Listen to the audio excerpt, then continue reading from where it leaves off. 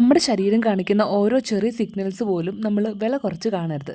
അതെന്താ കാര്യം എന്ന് വെച്ചാൽ ഈ ഒരു വീഡിയോ ഫുൾ കാണുമ്പോൾ നിങ്ങൾക്ക് മനസ്സിലാവും കേട്ടോ. കല്യാണത്തിന് മുന്നേ വരെ എനിക്ക് ബോഡിയിലൊന്നും പ്രത്യേകിച്ച് പെയിനോ കാര്യങ്ങളൊന്നും ഇല്ലായിരുന്നു കേട്ടോ. പക്ഷേ സെക്കൻഡ് ഡെലിവറി കൂടെ കഴിഞ്ഞപ്പം നടുവേദന, കാൽവേദന, കൈവേദന അങ്ങനെ പോകും ലിസ്റ്റ് കേട്ടോ. പോരാ ഈ ഇടയ്ക്ക് പോയി വൈറ്റമിൻ നോക്കിയപ്പോൾ അതൊട്ടുമില്ല, 19 എങ്ങാണ്ടേ ഉള്ളൂ കേട്ടോ. പിന്നെ മരുന്നൊക്കെ സ്റ്റാർട്ട് ചെയ്തപ്പോൾ ഏകദേശം 31 ആയിട്ടുണ്ട് കേട്ടോ. എന്നിട്ട് പോലും എൻ്റെ റൈറ്റ് ഹാൻഡിലെ വേദന അങ്ങനെ കുറയുന്നേ ഉണ്ടായില്ല കേട്ടോ. നടുവേദനയ്ക്ക് ഒരു ചെറിയ ശമനം വന്നിരുന്നു. അങ്ങനെ എന്താണ് വേദന കുറയാത്തെന്ന് നോക്കിയിട്ട് നമ്മൾ പോയിട്ട് എക്സ്റേ ഒക്കെ എടുത്ത് നോക്കിയായിരുന്നു കേട്ടോ. പക്ഷേ എക്സ്റേയിൽ വലിയ കാര്യമായിട്ട് വ്യത്യാസമൊന്നും വന്നില്ല. പക്ഷേ പെയിൻ കില്ലർ കഴിച്ചിട്ടും പെയിൻ അങ്ങനെ വലിയ കാര്യമായിട്ട് കുറയാത്തതുകൊണ്ട് തന്നെ ഡോക്ടർ പറഞ്ഞു MRI എടുത്ത് നോക്കാൻ.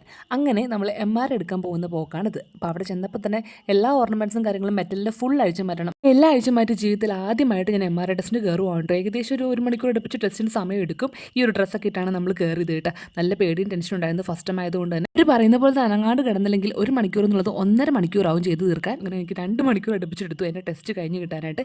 ഏകദേശം 3 MRI കൂടെ എടുത്തപ്പോഴേക്കും 17,000 സംതിങ് രൂപയായിട്ടോ നമുക്ക് കോസ്റ്റ് ആയത്. അതുപോലെ തന്നെ ആ ഉരുണ്ട സാധനത്തിനകത്ത് കിടക്കുമ്പോൾ ഛർദ്ദിക്കാൻ വരുന്ന, തൊണ്ട വരണ്ട്, അങ്ങനെ ഭയങ്കര ബുദ്ധിമുട്ടുകൾക്കായിരുന്നു. അങ്ങനെ MRI ഒക്കെ കൊണ്ട് ഡോക്ടറെ കാണിച്ചപ്പോൾ ഡോക്ടർ പറഞ്ഞു എന്തായാലും ഷോൾഡറിൻ്റെ അവിടെ എന്തൊക്കെയോ പ്രശ്നങ്ങളുണ്ട്, അതുകൊണ്ട് ഒട്ടും താമസിക്കാണ്ട് തന്നെ ഒരു ഷോൾഡർ സ്പെഷ്യലിസ്റ്റിനെ കാണിക്കാൻ പറഞ്ഞു കേട്ടോ. അപ്പോൾ നമ്മൾ പിറ്റേ ദിവസം തന്നെ കോട്ടയം മാതയിൽ പോയിട്ട് അവിടുത്തെ ജോൺ ജോസഫ് എന്ന് പറഞ്ഞ ഡോക്ടറെ കാണിക്കാനായിട്ട് ചെന്നേ. അപ്പോൾ പോകുന്ന വഴിക്ക് അല്ലുകുഞ്ഞിനെ വെച്ചിട്ട് സ്കൂളിലാക്കിയിട്ടാണ് പോയത് കേട്ടോ. അപ്പോൾ ഇതെല്ലാം അടുത്തടുത്ത ദിവസങ്ങളിൽ തന്നെയാണ് നമ്മളെല്ലാം ചെയ്തത്. ഇങ്ങനെ ഓരോ സംഭവങ്ങൾ പ്രതീക്ഷിക്കാൻ ലൈഫിൽ വരുമ്പോൾ നമ്മളത് പിറ്റേ ദിവസത്തേക്ക് മാറ്റി മാറ്റി വെക്കേണ്ട ആവശ്യമില്ലല്ലോ. അപ്പോൾ തന്നെ പോയി പെട്ടെന്ന് കാര്യങ്ങളൊക്കെ കേട്ട് മനസ്സിലാക്കി കുഴപ്പമൊന്നുമില്ലെന്ന് പറഞ്ഞാൽ അത്രയും സമാധാനം.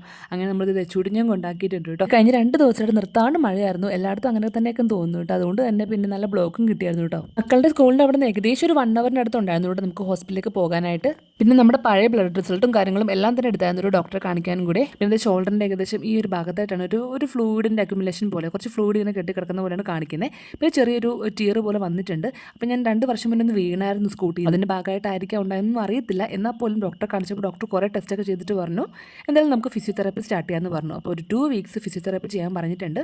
അത് കഴിഞ്ഞ് നമുക്ക് വേദന കുറഞ്ഞില്ല എങ്കിലാണ് ബാക്കി കാര്യങ്ങൾ നമുക്ക് പറയാമെന്ന് പറഞ്ഞിട്ട് ഡോക്ടർ ഞങ്ങൾ വിട്ടേക്കുന്നത് കേട്ടോ. ബാക്കി കാര്യങ്ങൾ മീൻസ് നോർമലി നമ്മുടെ ഷോൾഡറിൻ്റെ അവിടെ അങ്ങനത്തെ ഒരു ഫ്ലൂയിഡ് വരേണ്ട ഒരു കാര്യമില്ല. അപ്പോൾ അത് നമുക്ക് ഈ ഫിസിയോതെറാപ്പി ഒക്കെ ചെയ്താൽ പെയിനൊക്കെ കുറഞ്ഞിട്ട് നമുക്ക് ആ ഫ്ലൂയിഡൊക്കെ പോകുമായിരിക്കും എന്ന് എനിക്കും തോന്നുന്നു. കേസ് ഇപ്പോൾ പോയില്ലെങ്കിലായിരിക്കും വല്ല സർജറി ഒക്കെ ചെയ്തിട്ട് അതിങ്ങനെ ഡ്രെയിൻ ചെയ്ത് കളയേണ്ടി വരിക കേട്ടോ. അതിനെപ്പറ്റി ഡീറ്റെയിൽ ആയിട്ട് എനിക്ക് അറിയത്തില്ല. അത്രയും നിങ്ങൾ കൂടുതൽ ചിന്തിച്ചിട്ടില്ല. കാര്യം നമുക്ക് ഫിസിയോതെറാപ്പി ചെയ്യാൻ പറഞ്ഞല്ലോ. അപ്പോൾ അതൊക്കെ ചെയ്ത് ഭേദമാകുന്നുള്ള പ്രതീക്ഷയിലാണ് ഇരിക്കുന്നത്. സോ നമ്മുടെ ബോഡി ഇതുപോലെ എന്തെങ്കിലുമൊക്കെ കുഞ്ഞ് സിഗ്നൽസ് അത് പെയിനിൻ്റെ രൂപത്തിലാണെങ്കിലും കാണിച്ചു തന്നാൽ പോലും അതൊന്നും ചെറുതായിട്ട് കണക്കാക്കരുത് കേട്ടോ. പെട്ടെന്ന് പോയിട്ട് അതിനുള്ള ട്രീറ്റ്മെൻറ്റ്സ് ഒക്കെ എടുക്കാം. അല്ലെങ്കിൽ അവസാനം സൂചി കൊണ്ട് എടുക്കാൻ പറ്റിയിരുന്നത് തൂമ്പ് കൊണ്ട് എടുക്കേണ്ട അവസ്ഥ വരും കേട്ടോ. അപ്പോൾ അത്രേ ഉള്ളൂ. ബൈ.